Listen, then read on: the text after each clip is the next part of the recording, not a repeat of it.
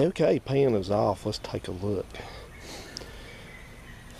Okay, I drained most of the fluid out of this and I made a little drain inspection filter thing here out of some paper towels, and you can see that the fluid itself was nice and red, but there's black in this, black residue. And if we come over here and look at the pan especially, there's me. Let's get around over here. We can. First thing you notice, I've left a little bit of the fluid in here, but I don't know how well you can see, but you see this discoloration that's around in the bottom of the pan, like right here. You see that? See, I can just take my finger and go right through that, and then it's black on the end of my finger. Well, see how that's kind of a, let's do that again. See that? And then if I wipe my finger off, see how black that is? That's clutch material. So this fluid has been in here for about 10 miles. Now that amount of detritus like that, you expect to see after 50,000 or 100,000 miles normally, not after 10. So it's just burning the clutches right out of it. And there's a little bit of chunks of stuff over here that I don't believe is metallic.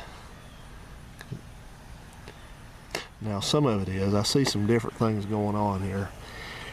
This is why it kind of pays to analyze your transmission pan. You see all that black, that's terrible, that's clutch. Anything that's black, that's clutch, because the clutches are like that, made out of the same material.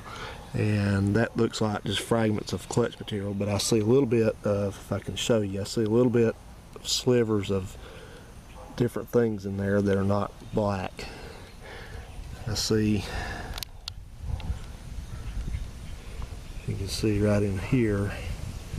It's not easy to show you that on the camera because the camera is just reflecting off those chunks, but I see a little bit what looks like either steel or aluminum, which are going to be metallic fragments, slivers.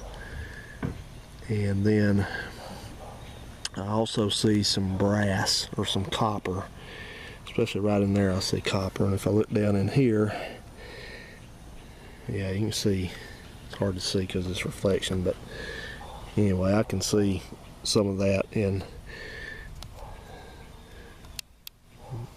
the brass ain't so bad because that's a bushing, and bushings are replaceable, but things that are steel or aluminum is not good, because steel is like the gear set or the pump or the sprag or something like that. Anyway, any of those steel parts shouldn't be wearing like that, and they shouldn't be producing any fragments.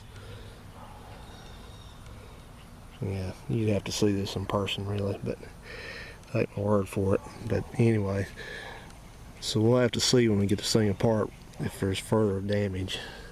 There usually is. Now here's a good look right there. You see that big splotch right there? That's a big, look at that. That is just a big goober of something that I'm just wiping right off there. Look how thick that is. Like I can just get a whole big gloop of that right on my finger. That's bad. That's where all the clutch, that's your clutches right there. So if you see that in a transmission, most of the time it ain't gonna be working right because of that, but if it is working, it's on its way out. So like I said, this pan was cleaned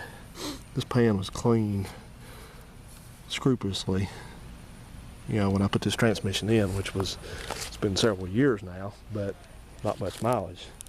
And basically it's been, this car has not been actually driven. I don't think it's been driven until I got it here.